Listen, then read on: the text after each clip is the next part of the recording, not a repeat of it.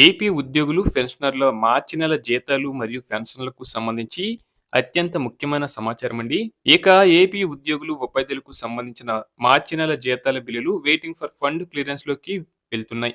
ముఖ్యంగా విద్యాశాఖ, న్యాయశాఖ, రెవెన్యూ, పంచాయతీరాజ్ శాఖ, వాటర్ రిసోర్స్ డెవలప్‌మెంట్, గ్రామ, వార్డు, సచివాలయ ఉద్యోగులు, కమర్షియల్ టాక్స్ డిపార్ట్‌మెంట్‌లకు సంబంధించిన జీతాల బిల్లులు ఫండ్ క్లియరెన్స్‌కి వెళ్తున్నాయి. మిగిలిన ఉద్యోగులకు సంబంధించి కొన్ని బిల్లులు బిల్ నాట్ అప్రూవల్‌లో ఉన్నాయి. ఇక పెన్షనర్లకు సంబంధించిన పే స్లిప్‌లు ఈరోజు అర్ధరాత్రి నుండి జనరేట్ అయ్యాయి. ఇక జీతాలు మరియు పెన్షన్‌లు జరిగే విధానం ఎలా ఉంటుందంటే, మీరు బిల్ స్టేటస్‌ను సీఎఫ్ఎంఎస్ వెబ్‌సైట్ లింక్ ద్వారా చెక్ చేసుకోవచ్చు. అలాగే సీఎఫ్ఎంఎస్ మరియు ఈక్యూబేర్ మధ్య తేడాలు తెలుసుకోండి. సీఎఫ్ఎంఎస్ ఇది ఆంధ్రప్రదేశ్ ప్రభుత్వ ఆర్థిక నిర్వహణ సాఫ్ట్‌వేర్. ఇది రాష్ట్ర ప్రభుత్వం ఉపయోగించే అంతర్గత వ్యవస్థ.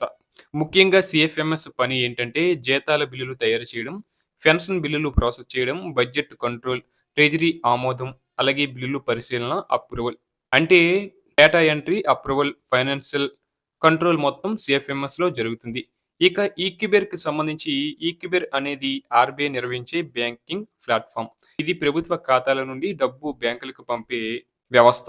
ఇక ఈక్యుబేర్ పని ఏంటంటే ప్రభుత్వ ఖాతా నుండి నిధులు బదిలీ, జీతాలు బ్యాంకు ఖాతాలో జమ చేయడం, పెన్షన్లు పంపడం, ఫైనల్ మనీ ట్రాన్స్‌ఫర్ చేయడం వంటివి చేస్తుంది. అంటే డబ్బు అసలు పంపేది ఈక్యుబేర్ ద్వారా. ఇంకా సులభంగా అర్థం చేసుకోవాలంటే సీఎఫ్ఎంఎస్ లెక్కలు, బిల్లులు వ్యవస్థ. ఈక్యుబేర్ అనేది డబ్బు పంపే బ్యాంక్ వ్యవస్థ అని అర్థం చేసుకోవచ్చు.